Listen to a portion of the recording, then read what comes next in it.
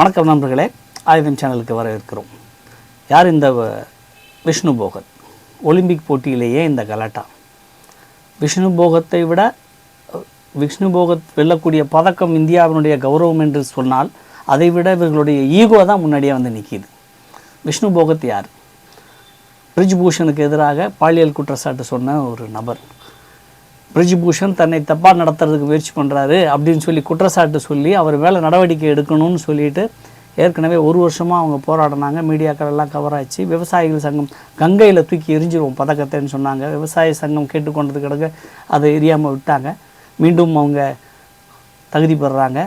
தகுதி பெற்றவர்கள் ஒலிம்பிக் போட்டிக்கு போய் இது அரையிறுதிக்கு தகுதி பெற்றாங்க.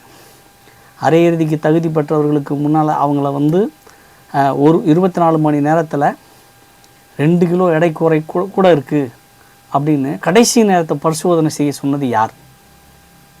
இந்த கடைசி நேர பரிசோதனையில் அவங்க வந்து எடையை குறைச்சி வெறும் 150 கிராம் தான் அவங்க அதிகமாக இருக்காங்கங்கிற ஒரு விஷயம் வரும்போது அவங்கள்ட்ட ஏன் அதை பரிந்துரை பண்ணலை? இதை அனுமதிக்கணும் என்னென்னு பிடி உஷா, பாஜக எம்பி, ஒலிம்பிக் சர்வதேச ஒலிம்பிக் கமிட்டியோட தலைவர் ஏன் அதை பரிந்துரை பண்ணலை? ஏற்கனவே இருக்கக்கூடிய மற்ற இவங்க கூட எடை பிரிவில் இருக்கக்கூடிய சாரா போன்ற மல்யுத்த வீரர்களுக்கெல்லாம் இந்த எடை பரிசோதனை பண்ணாங்களா? இன்னும் குறைந்தபட்சம் 30 நிமிஷம் தான் இருக்குது அப்படின்னு சொல்லும்போது அந்த 30 நிமிஷத்துக்குள்ளே இந்த சோதனை செய்ய வேண்டும் என்று நிர்பந்தம் செய்தது யார்?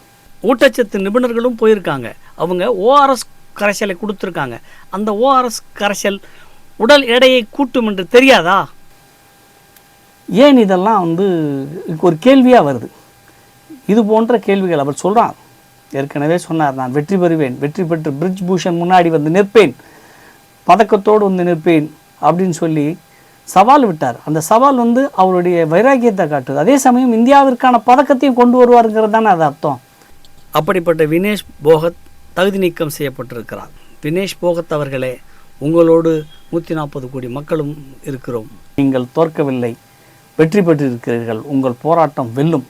உங்களோடு நாங்களும் இருப்போம். நன்றி.